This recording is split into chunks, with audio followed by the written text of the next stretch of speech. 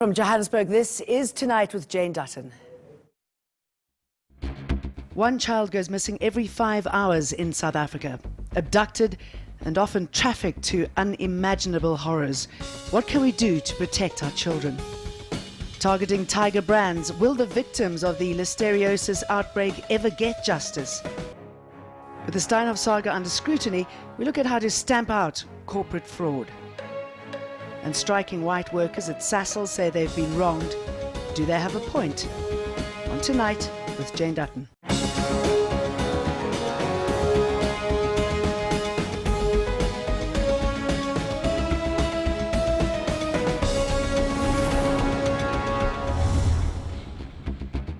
A dramatic spike in child abductions and attempted kidnappings in Cape Town. Many children snatched, never to be seen again. Why is this happening, and what can we do to punish those responsible? Those are my questions. What are yours? You can use the hashtag Tonight with Jane Dutton, or you can call us on 011-759-6340. But first, Vuyo is standing by with the news. Vuyo. Thanks, Jane. And these are our top stories at this hour. After 2 days, a fire in a Johannesburg building has finally been extinguished. 2 neighboring cities have been roped in to help battle the blaze, which claimed the lives of 3 firefighters. A full investigation is underway to find the cause. Gauteng's Infrastructure and Development Department has meanwhile started a project to ensure all government buildings in the province are refurbished. Government's admitting that it knew the building was in a poor condition and that others are still in a similar state. Just last week, we received a comprehensive report about the state of the structural conditions of all buildings where the provincial government is working. And that report basically says 7 of those buildings, Mayor, are not suitable for working conditions. And just yesterday, an hour before we received a report that 23rd floor was on fire, the MEC of Infrastructure Development, MEC Mamabolo, was briefing Cabinet about the 7 buildings, and that the government should move with speed to ensure that we procure alternative buildings and then we can move the workers out of the buildings. The Gupta brothers say they'll appear before the state capture inquiry if it is set up outside South Africa. Counsel for Ajay Gupta says another alternative will be to testify via video link because they fear arrest if they come to South Africa. The Hawks have labeled him a fugitive of justice. The family's lawyers also want to be allowed to question some of the witnesses who have implicated them. The State Capture Commission's advocate, though, Vincent Malega, is opposing the request. Chair, our suggestion would be that you would reject that undertaking and then you would reject their application for the reason that you would reject their application for cross-examination because that cross-examination would not be in the best interest of the Commission. It won't help you because the idea behind that line of cross-examination is to exculpate themselves and not to go to the truth of the allegations. Transnet has suspended 2 senior executives, Thamsanqa Jiane and Lindiwe Mdleche. They're implicated in multiple investigations that were commissioned by the Transnet board. One of the concerns is the awarding of a tender for 1,064 locomotives valued at more than 54 billion rands. The company's board also concluded their presence is likely to hinder forensic investigations that are currently underway. And a memorial service is being held to honor the 8 people who died in Monday's Rain Metal Denel munition factory explosion. These are live pictures from the event. We'll keep these visuals on your screen, and it's back to you, Jane. For you. I want you to take a look at this.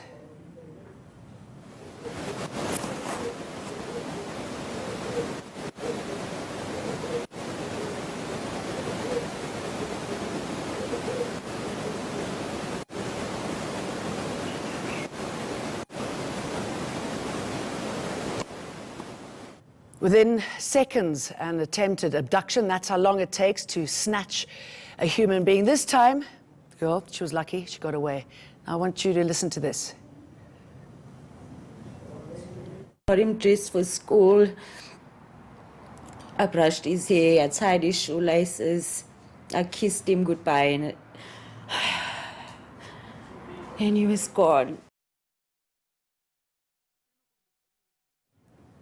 That's something so many people do every day when sending their kids off, but that is the last time Miguel Lou's mother saw him. He went missing in August, and police believe they may have found his body. Now, sadly, I don't know if this is the new norm, but it certainly is the norm for South Africa. There has been a spate recently in child abductions. Are these incidents related to child trafficking? Marcel van der Walt from UNISA's Department of Police Practice is here, and live in Cape Town is Nicole Bartels. She's with the NGO Stop Trafficking of People. Very good to have both of you. Marcel van der Walt, why are we seeing a spike? So Jane, are we seeing a spike? We don't know that. There's no empirical evidence or empirical statistics which is verifiable to these incidents that we are seeing. Much of what we are seeing is not reported. And I think sadly out there, we often find issues of missing children, child trafficking, and human trafficking lumped together, and each has a different subsets of complexities. I do, however, want to urge parents, teachers, and guardians, to pause for a moment, take a deep breath, and realize that there are not every 30 seconds a child being stolen, or truckloads of children being rammed out of South Africa or into South Africa. And I think, we need to treat what we are seeing on social media with a healthy dose of skepticism and realize there's a lot of mis and disinformation that is going around. So each case needs to be treated on its own merits, considering the constellation of circumstances that can be present in those. And I think, I think the reporting of this and the documentation of these incidents are crucially important so that we understand what is happening. Okay, I hear your message, and let me bring in Nicole Bartels. I mean, I know that you can't panic, obviously, you can't overreact, but the reality is 1 in 5 children are disappearing, one child is disappearing every 5 hours. I mean, that's horrific, regardless of how you try and soften the blow, isn't it? Yeah, I think for us, obviously we would try to put ourselves in the shoes of all parents who receive messages like that. Your gut reaction is to panic and want to protect your kids. But we need to understand that even just the stat of 1 child every 5 hours goes missing, it's not all abductions either. Some are cases of children running away from home. Not every child of a missing child is an abduction. And something that's important to remember is not every abduction equals trafficking. That doesn't take away from the seriousness of what is happening. We fully understand that.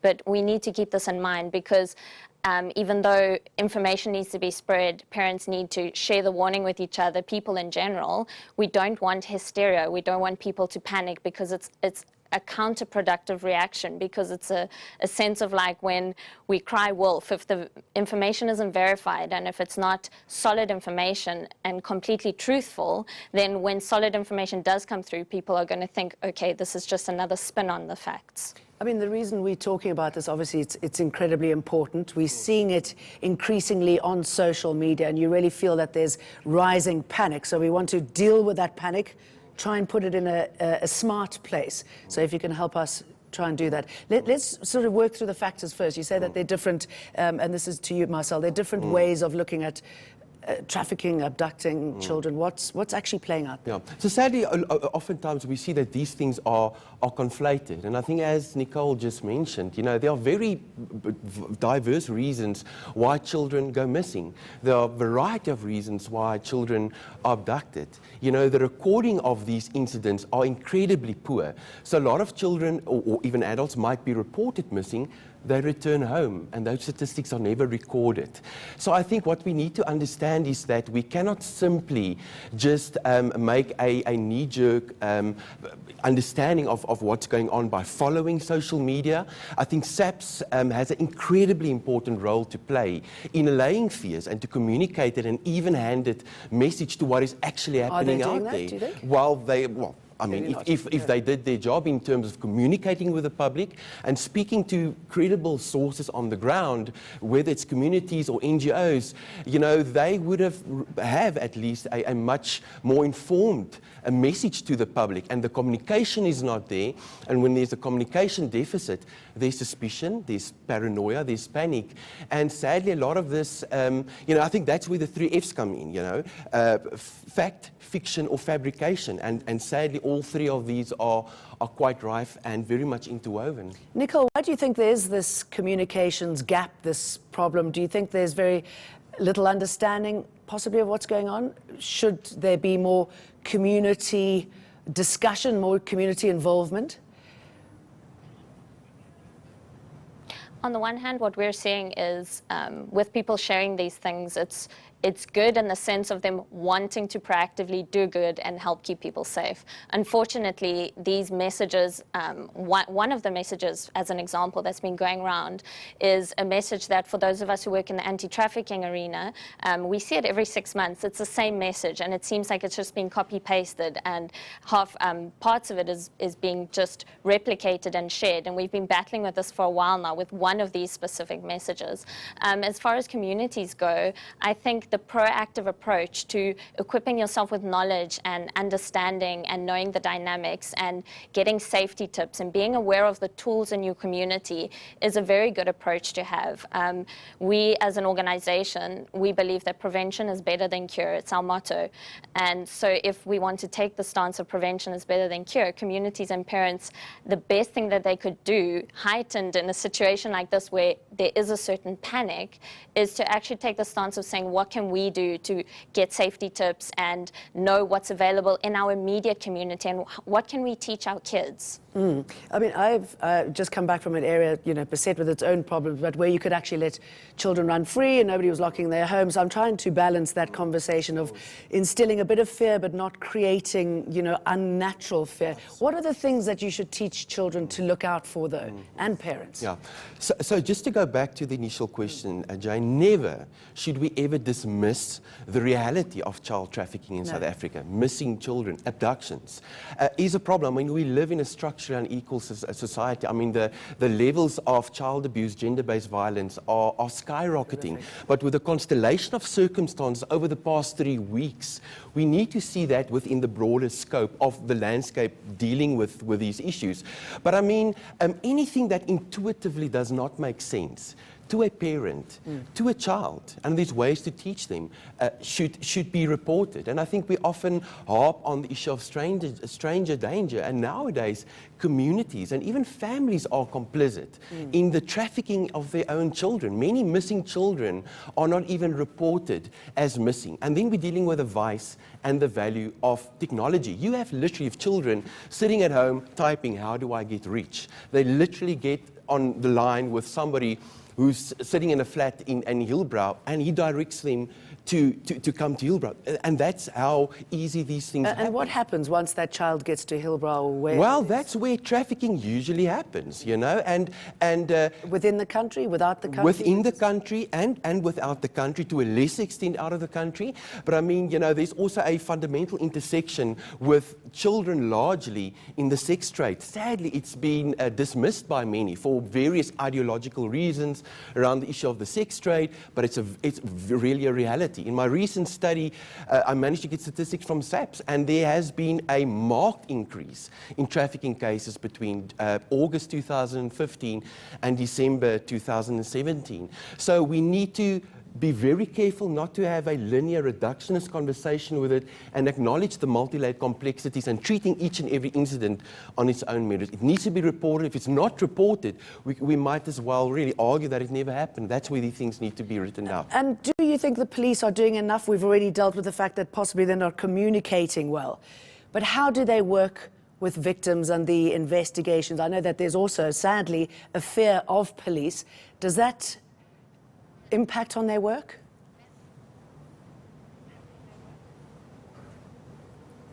Nicole? Sorry,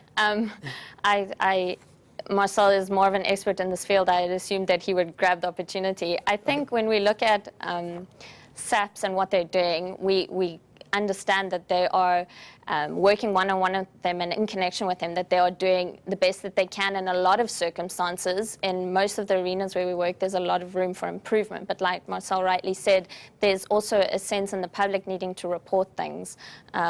One of the things that is a misconception that we see is that people believe that you have to wait 24 hours before reporting that a child is missing or a person is missing. You do not have to. You don't wait a second, That is something that most of us are debunking. No, you don't, because the first 24 hours are crucial if someone's gone missing. So when we look at situations, whether it's abduction, whether it's kidnapping, whether it's trafficking, whatever it is, those first 24 hours are crucial, and we encourage people, report it to SAPS, report to Missing Children SA. If you consider it being a trafficking case, report it to the National Human Trafficking Resource Line, and let's, instead of trying to kind of focus on what SAPS can do better, let's focus on what we can all do better. We do believe that there is room for improvement. What can we do better, Nicole? We do believe that the desire is there. What can we do better? I should imagine the impact on any society is enormous. If you know somebody who's been affected by this, the ripple effect, it never ends, does it? So what can we do? So I think reporting it, for one,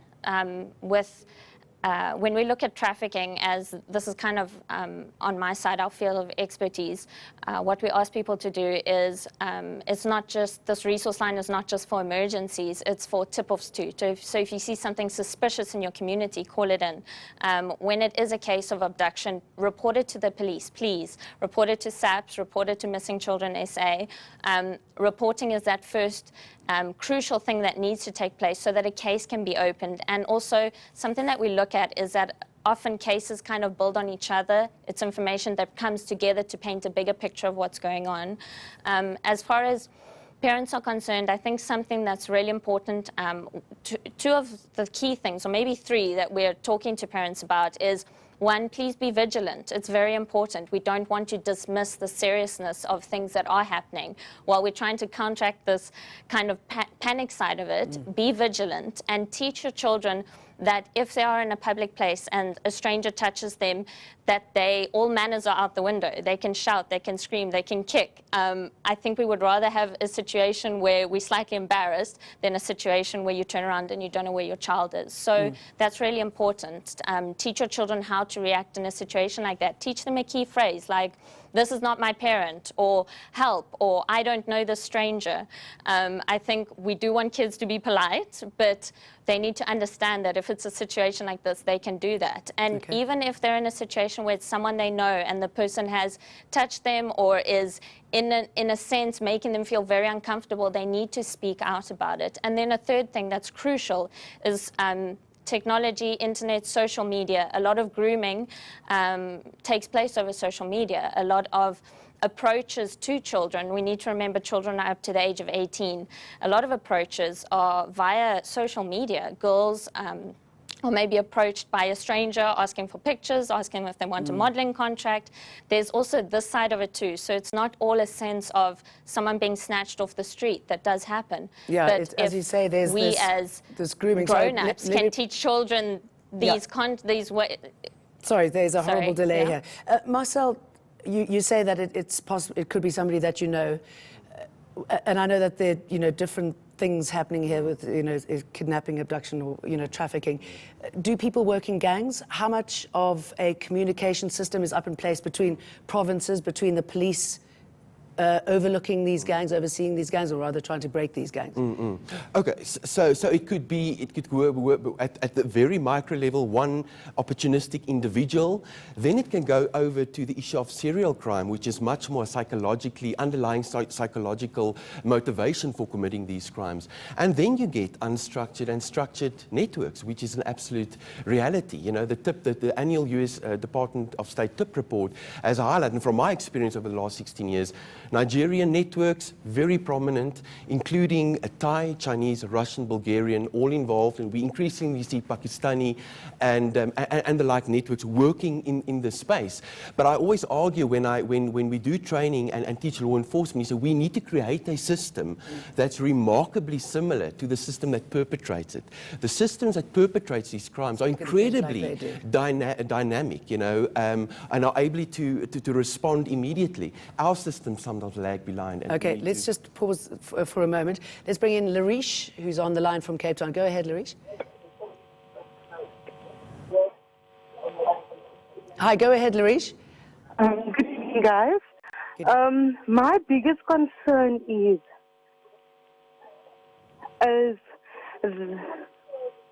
that I've been keeping my children isolated in a house for 3 days. My creche is down the road where I need to walk to creche. But when we heard the story about that there was a car that stopped along the road and pushed the mother one side, grabbing the daughter, what do you do in a case like that? Because I've got twins, they are 5 years old. How do you teach a 5-year-old not to run when you see someone coming to you? Because at the end of the day, they will be in so much shock. What do I do? Because I can't walk anywhere. I can't do anything because everywhere you just see it's cars that's coming on fast. I don't know. My fear is I'm overwhelmed with all the fear in me because of my kids' safety. What do? I can't leave my house with my kids because you don't know who's stopping next to you, who's ready to grab your kids, what to do. I'm keeping them out of creche because I don't know what is happening around me. I don't know who to trust. You don't know what to do. Okay, let's get Marcel to answer that. Thanks, Larish. Well, you know what?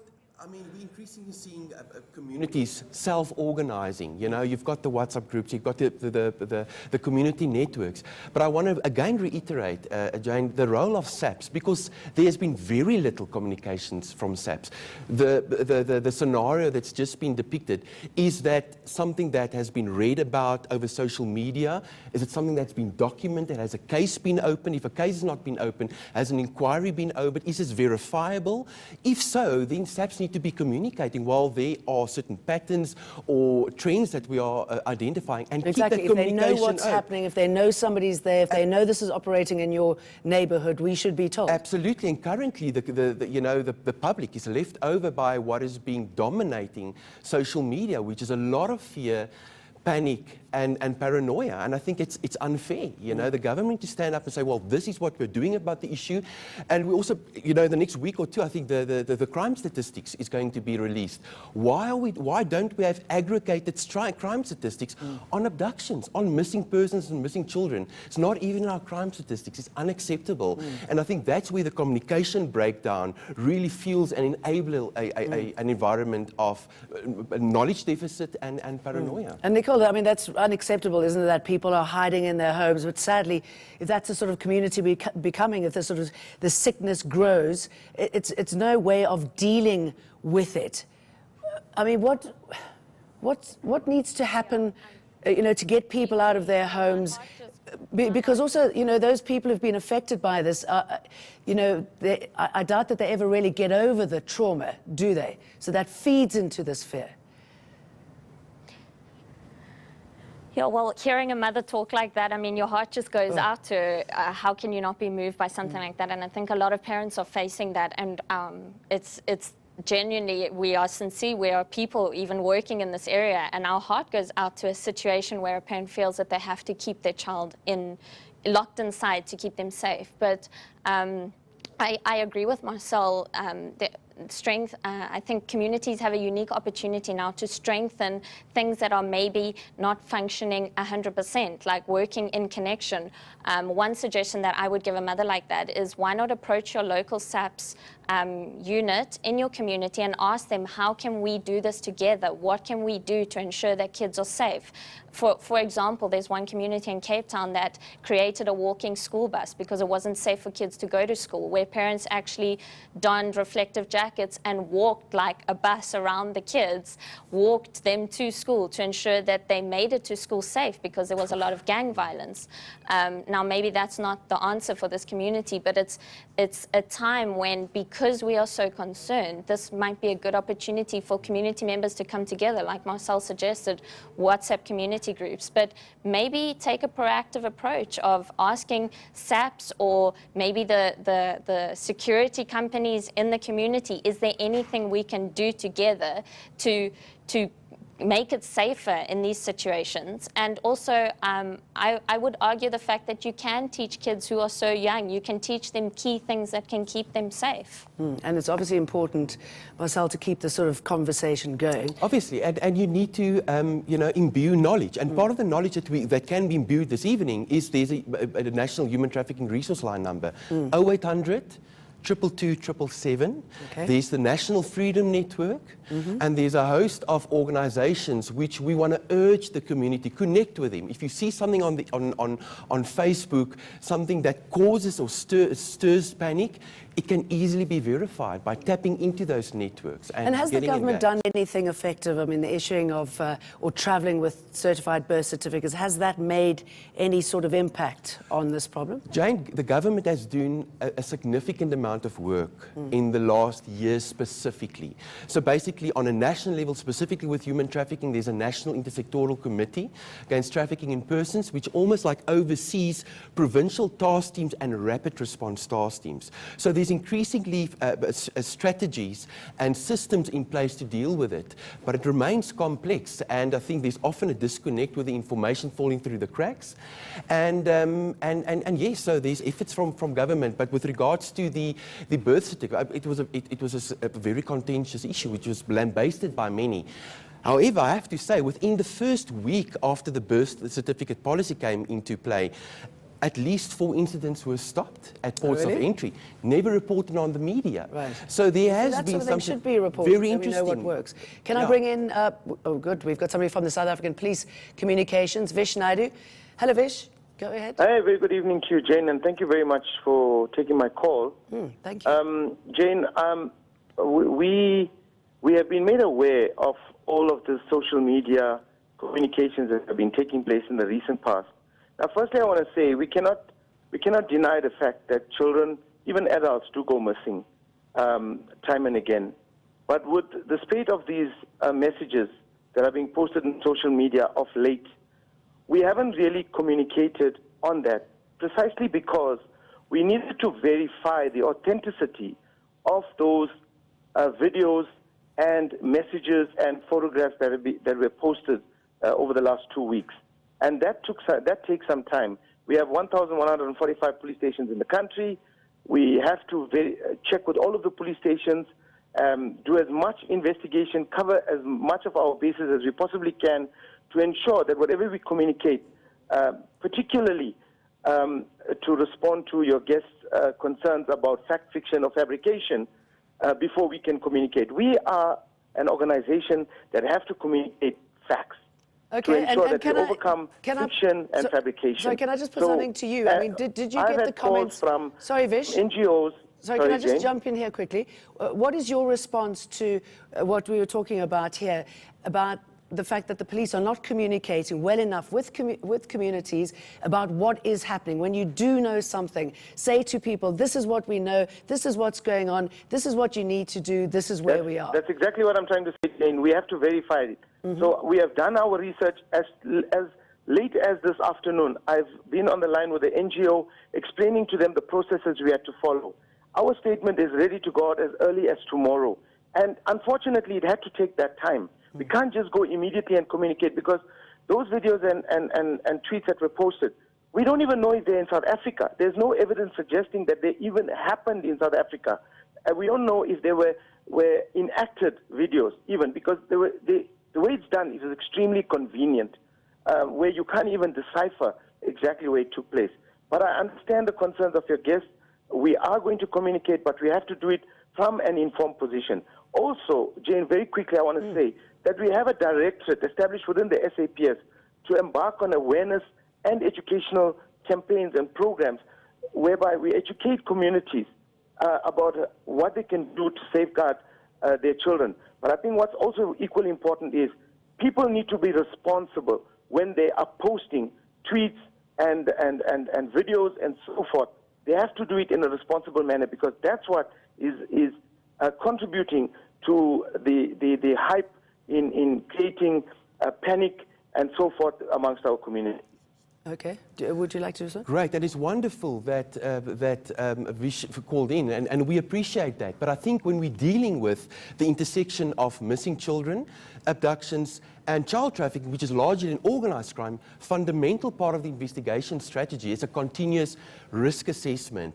And part of the risk assessment here is you have a public that's going into paranoia or overdrive, and they might respond to illegitimate information, and it might turn ugly. So it's wonderful. We're looking forward to the press statement by SAPS, but I think it's an ongoing strategy.